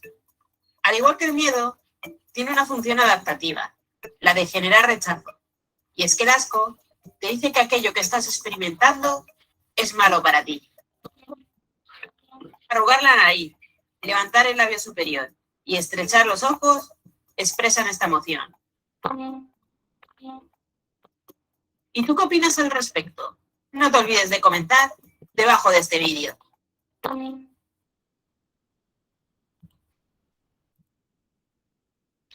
Bien. Y finalmente hablaremos acerca de clases de emociones y la afectividad y bienestar personal. En el caso de clases de emociones, tenemos las emociones básicas, innatas y universales, y las emociones sociales, que son aprendidas y dependen también de nuestra memoria o recuerdo en nuestro proceso de socialización. Mientras que las básicas son innatas y universales, ¿no? Tal cual lo postuló Paul Ekman, tenemos aquí entre las básicas, y lo vimos en el video, la alegría, tristeza, miedo, asco, sorpresa y enojo o ira. Estas emociones básicas, innatas y universales se caracterizan porque son instintivas. Instintivas porque preservan la especie humana, presentes en todas las culturas y lugares del mundo. Están asociadas a expresiones faciales y corporales. Finalmente, varían en intensidad y complejidad. Luego tenemos las emociones sociales. Estas emociones, como bien su nombre lo indica, son sociales y por tanto dependen del proceso de socialización en particular que tiene cada ser humano. Están presentes en algunas culturas, no en todas. Aquí sí hay una diferenciación cultural con respecto a las emociones sociales porque va a depender del contexto sociocultural de cada uno de los lugares a los que puede pertenecer el ser humano, ¿no? Y de otro lado también su expresión difiere entre cada individuo, ¿no? Las emociones sociales son distintas y no son tan expresivas o notorias como las básicas. Entre las emociones sociales tenemos los celos, el orgullo, la vergüenza, la envidia, culpa, entre otros. Y finalmente tenemos la afectividad y bienestar personal. ¿En qué consiste esto? Consiste en la meta de lograr como seres humanos nuestra propia autorregulación emocional que nos permita manejar de manera eficiente y responsable nuestras emociones. Para el manejo de nuestras emociones y este proceso de autorregulación emocional, debemos de lograr gozar de bienestar personal cuando somos nosotros conscientes de las emociones que nos embargan, de los sentimientos que se nos presentan, así como los estados de ánimo en los que nos encontramos, logrando de esta manera afrontar o hacer frente a las tensiones, solucionar problemas, trabajar de manera productiva y efectiva y contribuir con nuestra comunidad, logrando así un equilibrio personal y generando bienestar en nuestro entorno.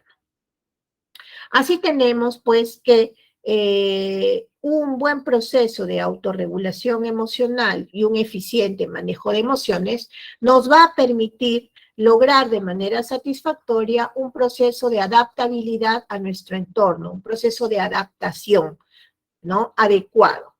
Asimismo, vamos a lograr un autodominio, ¿no? Vamos a lograr dominar el manejo de nuestras emociones y no por el contrario vamos a ser rebasados por nuestras emociones, ¿no? Logrando obviamente un control racional. Del mismo modo, vamos a lograr una mayor confianza en nosotros mismos, una autoconfianza, y asimismo vamos a generar también la confiabilidad en nuestro entorno. Es decir, vamos a ser personas confiables para los demás. Vamos a generar innovación, ¿no? Porque al lograr un equilibrio de bienestar emocional, vamos a estar más predispuestos a la creatividad e innovación. Y finalmente, vamos también a lograr una mayor escrupulosidad, en el sentido de que vamos a buscar patrones de calidad, vamos a buscar patrones de orden, ¿no? Sin excusas. Vamos a estar de alguna manera orientándonos a el éxito. Es así, pues, que es muy importante la autorregulación emocional y nuestro manejo de emociones con inteligencia emocional que nos permita hacer frente a el día a día, logrando un equilibrio y bienestar personal. Finalmente, para concluir, estamos viendo este último video.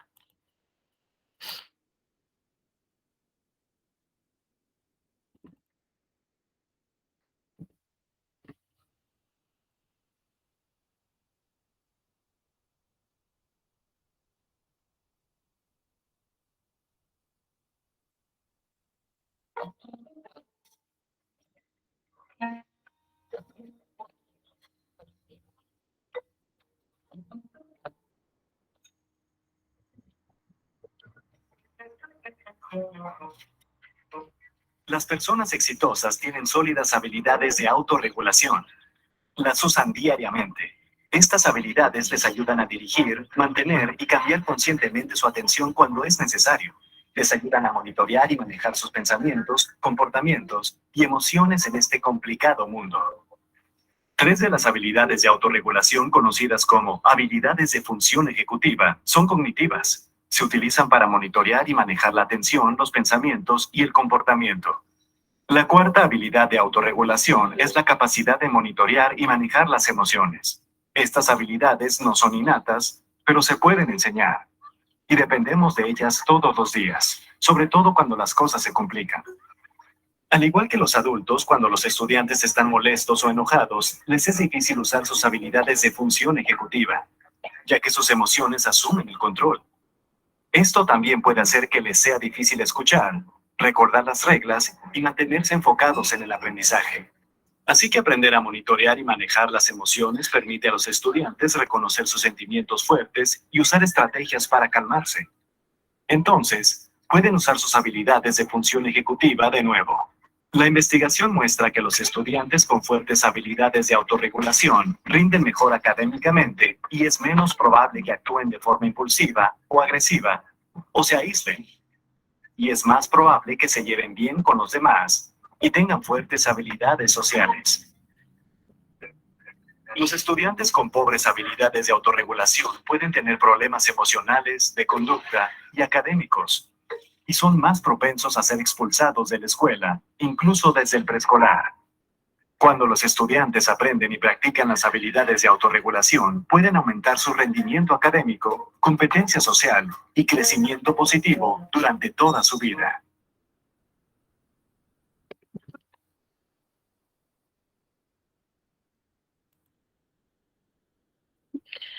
Bien, jóvenes, entonces eso sería todo por el día de hoy. Vamos a desarrollar este primer ejercicio como práctica lo aprendido y estaríamos concluyendo la clase de hoy. Durante la clase de aritmética, el profesor le pidió a los alumnos que guardaran sus libros, cuadernos y celulares porque iban a tomar un examen. Al escuchar esto, Esmeralda palideció, experimentó una aceleración cardíaca y un repentino descenso de su temperatura corporal. En este caso, estamos hablando del componente espacio vinculado a las emociones. Las opciones son A, subjetivo, B, cognitivo, C, fisiológico o D, conductual. ¿Cuál sería para ustedes la respuesta a esta pregunta? Lo pueden consignar en el chat o prender su micrófono y manifestarla. En este caso, la respuesta es fisiológica. La alternativa, en todo caso, sería la C. Bien, entonces, eso sería todo por el día de hoy. Pueden ustedes ir al receso. Si gustan las claves de los ejercicios, se los puedo dar. O, en este caso, ya pasar al receso. Eso sería todo por el día de hoy. Les agradezco su participación en la clase. Y les voy a dar en todo caso, ya que lo están solicitando, las claves respectivas de las preguntas para que ustedes puedan tenerlas y practicar lo desarrollado el día de hoy. Bien, en el caso de la pregunta número 2, la alternativa de respuesta sería la alternativa D de dedo, en la 3 sería la A de avión, en la 4 D de dedo, en la 5 C de casa, en la 6 B de bueno. En la 7, B de bueno. En la 8, C de casa. En la 9, A de ala. Y en la 10, A de avión. Esas serían las claves de respuestas a las preguntas de los ejercicios planteados. Bien, jóvenes, eso sería todo por el día de hoy y nos estaríamos viendo la sesión siguiente. Muchas gracias y un buen fin de semana.